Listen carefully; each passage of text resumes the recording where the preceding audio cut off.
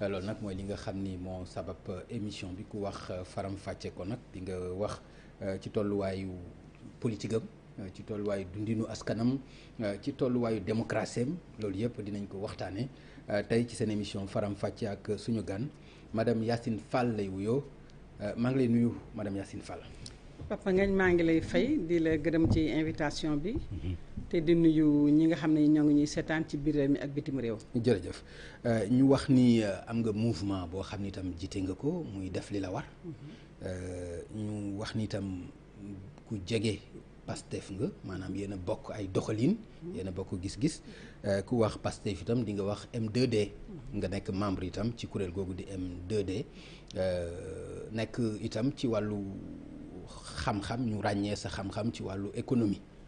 gis sa jaar-jaar ci bitim réew ak ci biir réew mi mu nekk taxawaay bu am solo boo xam ni def nga ko nekkoon ngi itam candidat ci présidentielle yi ñu génn. maanaam déclaré woon nga sa candidature waaye mu mujj ci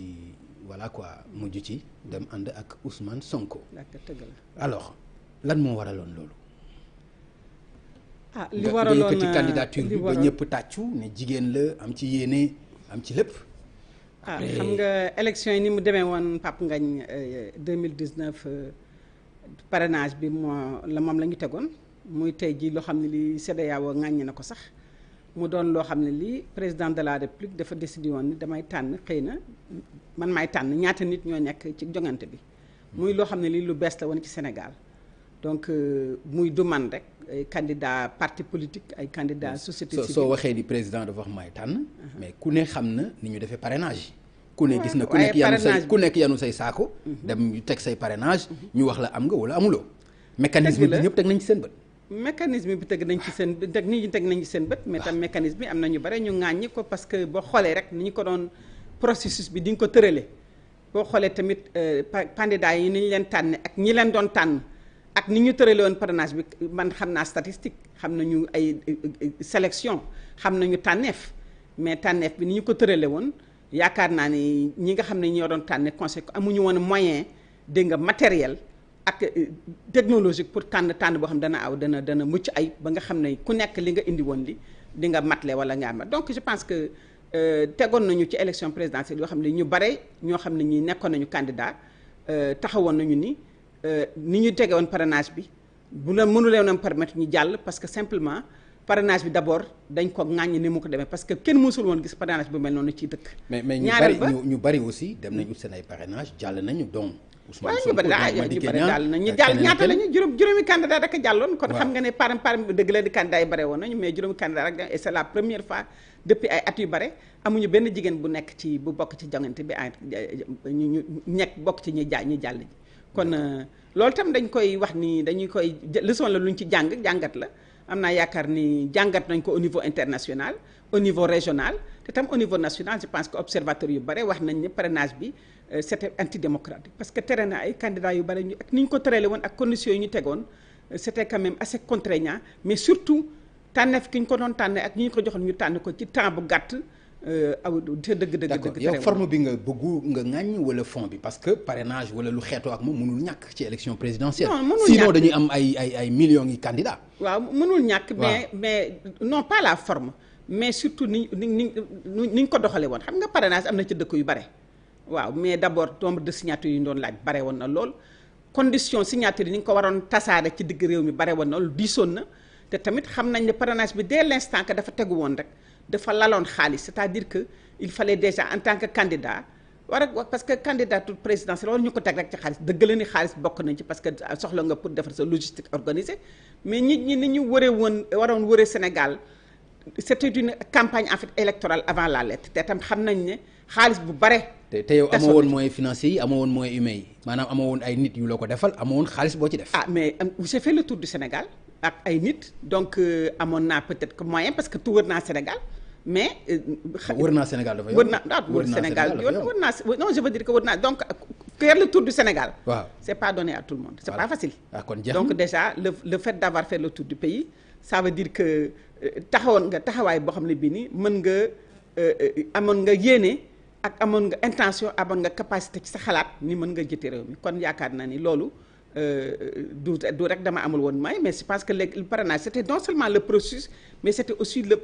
niñ ko tànneef gi c'est-à-dire que ñi nga xam ne ñi à la fin de la dañu joxoon ay fiches ni ñu remplir leen ngeen joxe ko même fiche ñu joxoon ñu xam nañ ñi xooluñu ko donc je pense que parrainage bi ni ñu ko tëralee woon processus bi ak tamit façon tànneef bi awul woon yoon. d'accord mais d'accord nga ni mënul woon ñàkk. non lépp loo xam ne daf doon mën na am filtre mënul woon ñàkk. non te parrainage mën na am ne mais ni nga ko doxalee ma baaxul dëgg la ni war nañu mën a filtrer oh non kooku je suis tout à fait d'accord. ok d'accord ambition bi mi ngi fi ba tey. ambition politique pour changer le Sénégal pour taxawal Sénégal ci yoon mi ngi fi ba tey. présidentielle laa wax ambition bi. ambition présidentielle ça dépend je pense que tey jii dañu taxaw ci coalition benn. dañu taxaw tamit ci. xool rek naka la ñu mën a def tey pour jubbanti Sénégal parce que xam nga ambition présidentielle du rek toujours da ngay fëgg sa dënn ni man war naa nekk président yaakaar naa nit ko da ngay xool ni moment bii war naa nekk président parce que yaakaar naa ni mën naa ko def parce que yaakaar naa ni dëkk bi toll na fa xam ne fi soxla na ma. mën ambition bi mi ngi fi c'est-à-dire l'ambition politique de voir un projet de société boo xam ne bii dana jëm Sénégalais yi. d'accord kanam mi ngi fi ba tey. mais bi ngay laaj réew mi. fan nga ko teg lan mooy say référence ba war a mën a tax. nga ni da nga war a mën a laaj Sénégal pour jiite ko.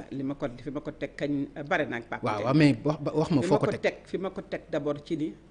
xam naa ne Sénégal mën naa ko jubbanti ba teg ko ci yoon ak équipe bu ma àndal xam naa ne man mën naa teg équipe. expérience gouvernementale. expérience de travail de gestion de ressources expérience de gestion de gestion de. mais loolu parti la rek du parti non benn wàll rek la ci am non xam nga expérience de gestion étatique c'est-à-dire que xam réew naka la ñuy développer teg programme de développement naka la ñuy saytoo xaalis naka ngay tege une culture démocratique ci dëkk parce que xam nga dëkk du rek xaalis du rek économie y a aussi mais aussi naka nga xamee ni teg équipe buy liggéey en place parce que loolu mooy être gouvernement mais surtout tamit naka ngay doxalee culture démocratique c'est-à-dire que valeur démocratique yi nga xam ne moom moo war a lal réew naka nga ko mais tamit expérience parce que tamit expérience ak tamit jikko ak jaar-jaar expérience bi lay laaj maanaam bu ma ko mënoon teg ci bu doon par exemple benn fournisseur la wala dara dama naan ko mais sa ay référence lan la maanaam lii nga géré woon nekkoon nga ministre fii wala chef de quartier fële wala nangam lan mooy référence yu ñu mën a téye ba Yacine Fall mën ñu ko tegal ba ni kat bu ngeen ma joxee réew mi dinaa ko mën a gérer lan. xanaa yàgg liggéey ci développement mais aussi yàgg bokk ci ay mouvements sociaux yàgg analyser réew mi te yàgg gis ni ñi nga xam ne ñi dañ ko daan yore ñëpp avant dañu nekkoon ci gouvernement xëy na wala am nekkoon ci parce que référence bi référentiel bi toujours mooy kii nekkoon na ministre wala nekkoon na ci gouvernement te gis nañu tam ay dëkk yoo xam ne yi nit dafa ñëw jóge ci jiite réew te nekkul woon ci gouvernement mais par expérience am par jikkoom par valeur mais par équipe bi mu teg en place parce que état du rek benn nit moo koy jiite te defe naa ni loolu moo njumte gi xëy na état d'abord culture démocratique war na ko jiite état d'abord am vision war na ko jiite mais surtout tamit xam comment mettre les gens au travail c'est-à-dire que naka ngay fexe ba da ngay teg nit ñi ñu liggéey mais ki nga ku nekk li mu war def nga def ko mais tamit xam naka la ñuy saytoo réew naka la ñuy saytoo koom-koom loolu dafa am solo waaw naka la ñuy am budget naka ngay mais surtout tamit naka ngay fexe ba réew da ngay jiital ay nationaux c'est-à-dire que jiital nationaux mooy xaalisu réew mi naka ko mën a séddalee ba ku nekk ku ci war a jot ci te yaakaar naa ne loolu dama ko liggéey ay at dégg nga xool ko ci ay liggéey ko ci ay dëkk ci mbirum koom-koom te Sénégal nag tamit yaakaar naa ni koom-koomam awale ko yoon du question rek économique mais c'est une question politique aussi c'est-à-dire c'est une question d'économie politique économie politique mooy lal na politique mooy lal na orientation wu koom-koom bi naka lañ koy séddale parce que dafa bari ay école de pensée ak yoonu yor réew te loolu dafa am solo te dama yaakaar ni économie politique bi ñu laloon Sénégal jusqu'à présent dafa amoon lu des lu bare. d'accord te ma yaakaar ni loolu te amoon nga ci par exemple vision bu gën bu président Macky Sall tey maa ngi gis ni budget Sénégal mi ngi egg ci 5000 milliards loolu guléet la loolu liggéey ak gis-gis ak vision bu am solo moo ko mën a def ndax jàpp nga ni mën nga teg lu gën loolu yow. foofu parce que yaakaar naa ni budget Sénégal rek budget rek doyul budget bi xam nga foog nga xool fan la jóge tout à fait structure am li mu laloo. yokk budget bi far nga xool fan la jóge mais surtout foog nga xool budget bi ñan ñoo koy jariñoo parce que accumulation c'est-à-dire dajale xaalis. mais ñu taxaw ci budget bi d'abord. parce que loolu itam c'est important. waaw déet dañuy taxaw ci budget bi. waaw budget bi d'abord budget Sénégal boo soo 5000 milliards loolu. 5000 fàttali milliards par exemple mais bi 5000 fi Abdou milliards Diouf di jóge bàyyi fi woon sax 1000 milliards. waaw tey ñuy waxu 5000 milliards ci budget Sénégal. loolu moo tax nag. loolu. bu ñuy wax 5000 milliards war mënoon na ko ëpp sax. mais bu ñuy wax 5000 milliards ci budget Sénégal te nga xool ni 5000 milliards boobu ba tey ji demul ci Sénégalais mais surtout ñi ngi continuer di la. juróomi junniy milliards. mais lan moo waral nga am juróomi junniy milliards ba pare nga continuer di la. kon ma xam ne budget boobu ni ñu ko dépensé te loolu question bu am solo la damay wax toujours ni balaa ñuy wax affaire lebi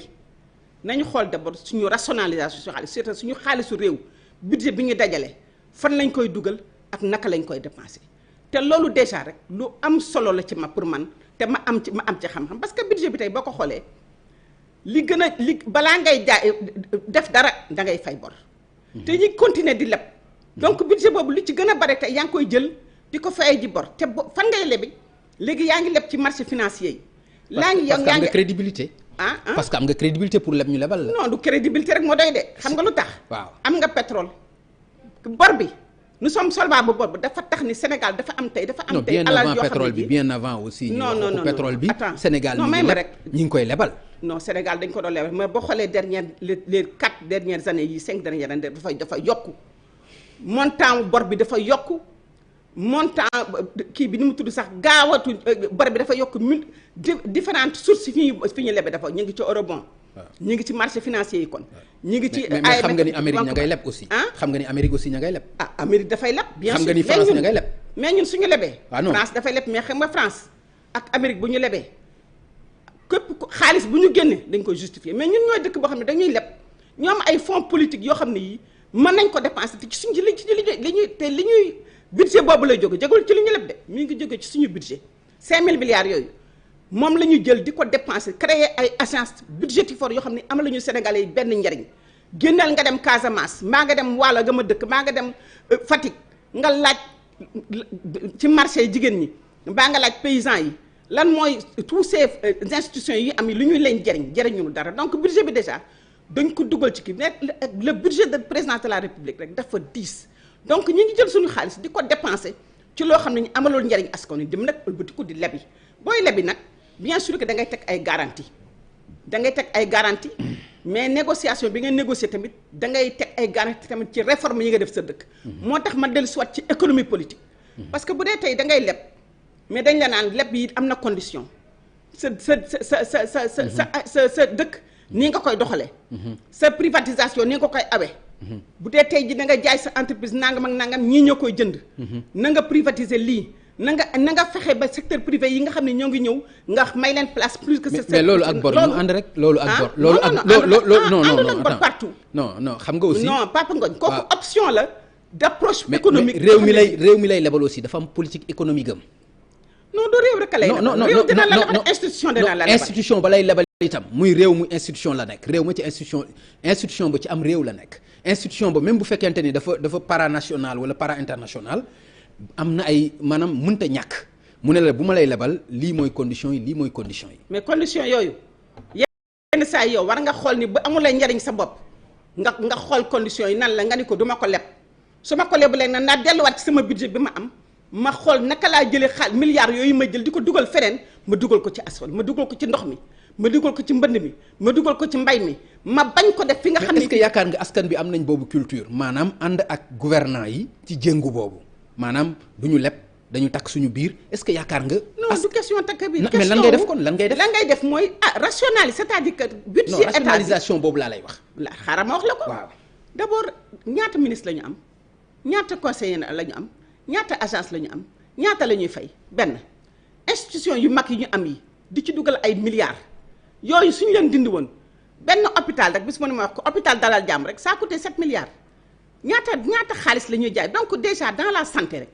war nañu mën a yaxanal xaalis bi ñuy yàq Sénégal dugal ko ci faju mais yàq bi mooy lan yàq bi mooy. créer des institutions yoo xam ni par exemple. mais ay salaire a fa nekk ay nit lañu koy jox. ñoo koy dundee seen njaboot. ñooñu lan la ñuy jëriñ xam nga booy joxe salaire. waaw na fekk ne da nga koy jox jàngalekat na fekk da nga koy jox faj kuy faj na fekk da nga koy dugal ci ndox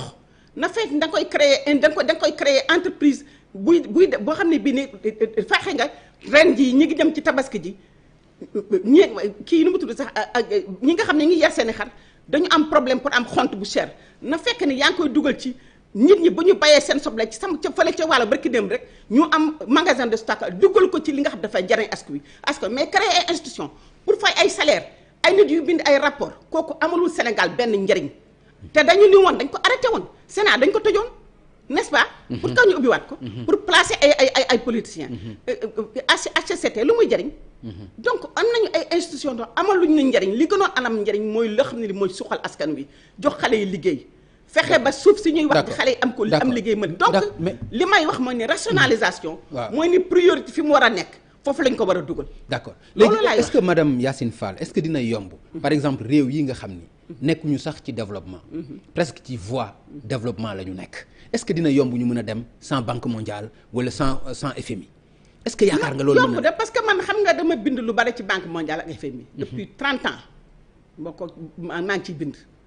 d'abord ber bor boo koy def da ngay négocier mais dafa li ma gën a naq mais dama gis suñu njiit yi ñu ci bare bu ñu demee ci institution yooyu duñu sax jéem a indi ay yeneen scénario yi ni man lii laa bëgg nii laa koy awee waxuma ni bul ber lépp waxuma ni tamit bul waxante ak institution financière internationale mais dama ni conditions yi da nga war a teg say conditions yow boo cay dem ni man lii la mais il y a des pays africains qui le font ah oui il y a des pays africains qui le font da ngay teg say conditions mais surtout yow da nga war a tàmbalee ci sa biir kër sa budget nga organiser ko ba nga xam ne dafay dugg ci ba yàq bi du way wàññee ko bor bi dina wàññeeku yàq bi bu wàññeeku li ngay yàq bi laa comprendre yàq bi laa mënta dégg mais nee naa nous avons des institutions budgétivores mais mënuloo jël ay nit yan institution lan nga bëgg a wax HCCT waaw institution budgétivore la fonds économique social et environnemental ñu dolliwaat la yaakaar nga ne 1 milliard bi ñu dolliwaat fonds conseil économique social et environnemental amul woon fu mu mënoon dugg ci biir Sénégal ci jeunesse bi amul fu mënoon dugg pour ñu wàññee la dette publique bu ñu ameel le secteur privé national